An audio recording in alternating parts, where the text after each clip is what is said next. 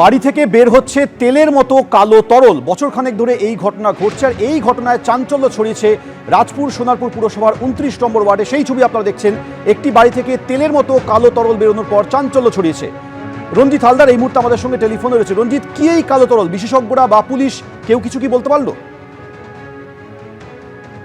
এই বিষয়টা কিন্তু যাদবপুর ইউনিভার্সিটি সংশ্লিষ্ট বিষয় দপ্তরকে জানানো হয়েছে এবং ওএনজিসিকেও জানানো হয়েছে, এবং ইতিমধ্যে এই বিষয়টা জানতে পেরে রাজপুর সোনারপুর পুরসভার পক্ষ থেকে একটি প্রতিনিধি দল তারা এই বাড়িতে এসে ভিজিটও করেছে।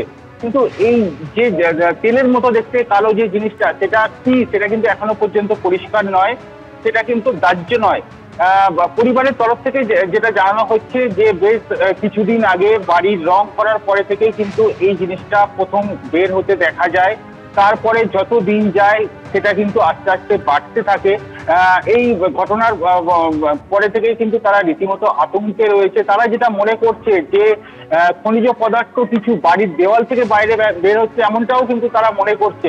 তবে বিষয়টা পুরোপুরি পরিষ্কারভাবে ওএনজিসির যে প্রতিনিধি দলকে জানানো হয়েছে এবং যাদবপুরের বিশেষ যে ইউনিট এই বিষয়টা নিয়ে কাজ করে, তারা আসবে, দুদিন পরেই আসবে এমনটাই জানা যাচ্ছে।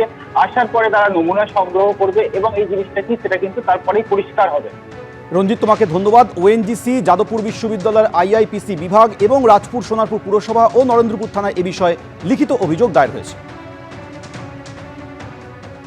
সমস্যা দেখা যাচ্ছে কি একটা কালো বার্নের মতন হচ্ছে, এটা কি থেকে হচ্ছে আমরা বুঝতে পারছি না।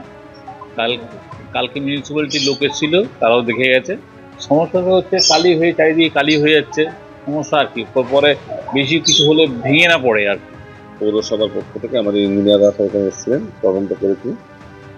আমার তদন্ত করে দেখলাম যে বিষয়টা খুবই স্পর্শকাতর, এবং সেই কারণে আমরা এই যাদবপুরের জিওলজিক্যালের ডিপার্টমেন্টে আমরা পাঠিয়েছি, বড় একটা খবরটা দিয়েছিলাম। তা ওরা বলেছেন আগামী মঙ্গলবার আসবেন বিষয়টা দেখার জন্য। আমরা আশা করবো বিষয়টাকে আমরা সমাধান করতে পারবো। চলে আসছি পরের খবরে। ভারত বাংলাদেশ সম্পর্কের টানাপোড়েনের মধ্যেই কাল দুদেশে আটক মৎস্যজীবীদের আদান প্রদান হবে। বাংলাদেশ থেকে ভারতে ফিরছেন 95 জন মৎস্যজীবী, ভারত থেকে বাংলাদেশে ফিরবেন 90 জন মৎস্যজীবী। বিস্তারিত জানবো, আমাদের প্রতিনিধি গৌতম মণ্ডল এই বিষয়ে জানাবে। গৌতম, এই আদান প্রদান নিয়ে আর কি তথ্য রয়েছে? দেখো, এই যে ভারতীয় 95 জন মৎস্যজীবী গত অক্টোবর এবং নভেম্বর মাসে এরা ভারতীয় জলসীমানা লঙ্ঘন করে বাংলাদেশ জলসীমানায় ঢুকে পড়ে বলে একটা অভিযোগ ওঠে।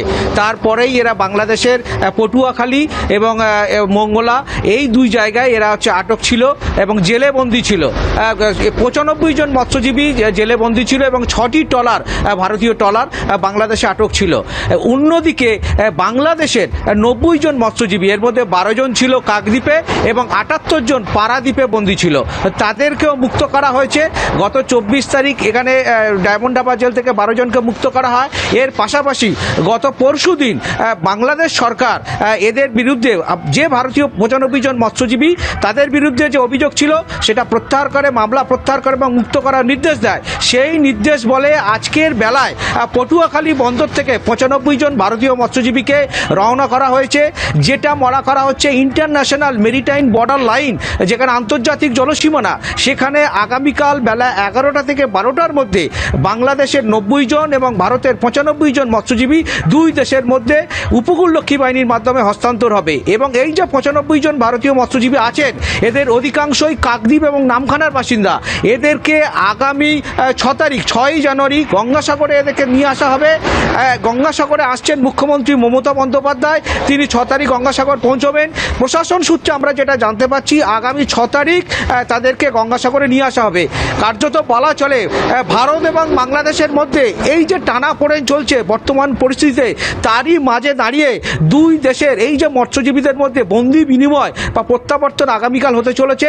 এর ফলে স্বস্তির নিঃশ্বাস এইখানকার যে ভারতীয় মৎস্যজীবীরা রয়েছে, কাকদ্বীপ এবং নামখানা মৎস্যজীবী পরিবারে কার্যত স্বস্তির নিঃশ্বাস তাদের মধ্যে।